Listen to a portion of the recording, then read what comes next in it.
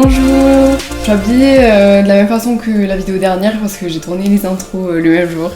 Nous voilà dans la deuxième vidéo de customisation de la semaine. J'espère que ça vous plaît. Pour cette customisation là, du coup, il n'y a pas besoin de machine, donc ça peut être intéressant pour ceux qui n'ont pas de machine. Je vais vous laisser avec la vidéo.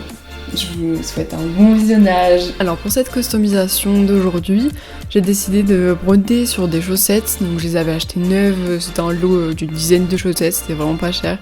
Mais vous pouvez aussi totalement en trouver d'occasion ou alors réutiliser des chaussettes que vous avez déjà. Il faut qu'elles soient un petit peu montantes pour voir les motifs. Mais du coup je vais broder donc des petits cœurs sur toute la surface qui se voit. Donc là je vous montre un petit peu plus précisément. Donc j'ai une assez grosse aiguille, ça permet de mettre le fil un petit peu plus facilement. Et en plus avec ce type de tissu comme les chaussettes, ça pose pas de problème, ça fait pas de trous, donc c'est très bien.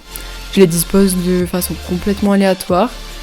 Ça fait encore mieux d'ailleurs, ça fait un petit peu fouillis et voilà.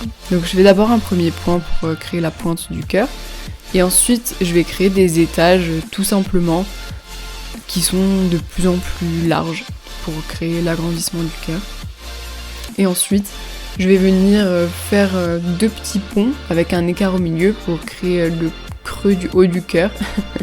J'espère que vous comprendrez ce que je veux dire. Et ensuite, je viens rajouter deux petits points en haut de chaque bosse. Donc c'est des cœurs approximatifs, mais de loin, après, ça fait très bien. Ça fait très bien l'affaire. C'est vrai que de près, c'est pas très précis comme dessin. Mais vraiment, dans l'ensemble, ça fait super bien. Donc ensuite je viens broder la suite des cœurs.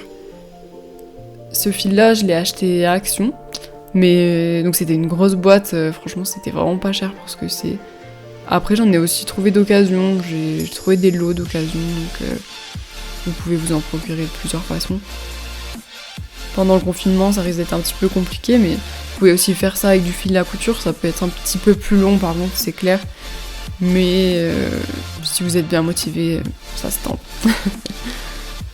La vidéo elle est pas très longue, mais après c'était pas très intéressant de vous montrer tout le long de la customisation.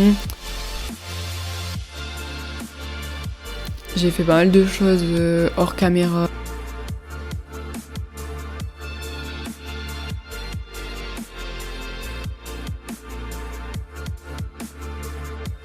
Donc voilà le résultat, une fois les deux côtés brodés pour chaque chaussette.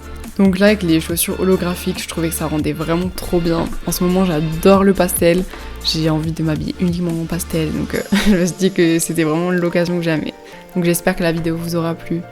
À demain pour une nouvelle customisation.